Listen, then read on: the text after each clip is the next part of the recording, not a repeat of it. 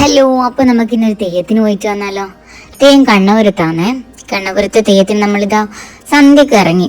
അപ്പോൾ അവിടെ എത്തിയപ്പോൾ ആദ്യം ഉണ്ടായത് ധർമ്മദൈവത്തിൻ്റെ വെള്ളാട്ടമാണ്. കുറച്ചു നേരം തെയ്യത്തിൻ്റെ വെള്ളാട്ടം കണ്ടു. ഇതിന് ശേഷം വരുന്നത് കന്നിക്കൊരു മകനാണ്. അപ്പം നമ്മൾ കുറേ നേരം വെയിറ്റ് ചെയ്തു ആ തെയ്യം വരാനായിട്ട്.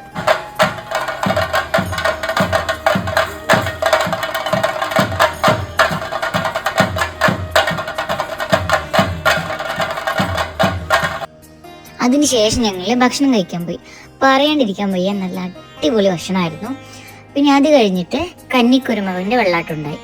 പിന്നെ ഇത് കണ്ടിരിക്കാൻ നല്ല രസമാണ്. പിന്നെ ഇതിൻ്റെ ഇവിടെ കുറേ ചടങ്ങുകളൊക്കെ ഉണ്ട്. അത് കുറേയൊക്കെ ഞാൻ വീഡിയോ എടുത്തിട്ടുണ്ട്. അത് ഞാൻ ഇതിനകത്ത് ഷെയർ ചെയ്യാം. ഇതാണ് ആ രണ്ട് തെയ്യങ്ങൾ, കന്നിക്കുരുമകൻ്റെ വെള്ളാട്ടവും അതുപോലെ തന്നെ ധർമ്മദൈവത്തിൻ്റെ വെള്ളാട്ടവും.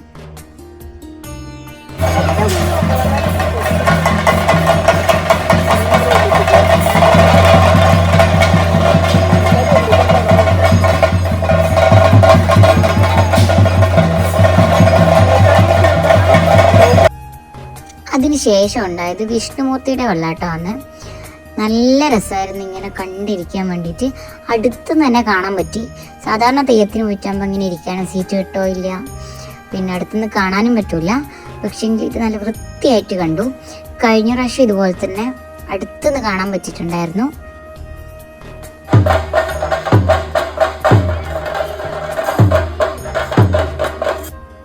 ഇനി അടുത്തത് ഗുളികൻ്റെയും ബാലിൻ്റെയും വെള്ളാട്ടമാണ്. അത് കാണാൻ വേണ്ടിയിട്ട് ഇങ്ങനെ എല്ലാവരും കാത്തിരിക്കുക ചെയ്യുന്നത്. അതിൻ്റെ ഇടയിൽ കണ്ട ഒരു ആചാരമാണ് ഇങ്ങനെ ഒരു കാര്യം ചെയ്യുന്നത്. ഇതിൻ്റെ റീസൺ എന്താണ്, ഇതിന് പിന്നിലുള്ള കഥ എന്താണെന്നൊന്നും അറിയില്ല. ഇങ്ങനെ കുറേ പ്രാവശ്യം ചെയ്യുന്നുണ്ടായിരുന്നു. പിന്നെ ഞങ്ങളൊരു മാംഗോ ബാറൊക്കെ കഴിച്ച് നേരെ തിരിച്ച് വീട്ടിലേക്ക് മടങ്ങി.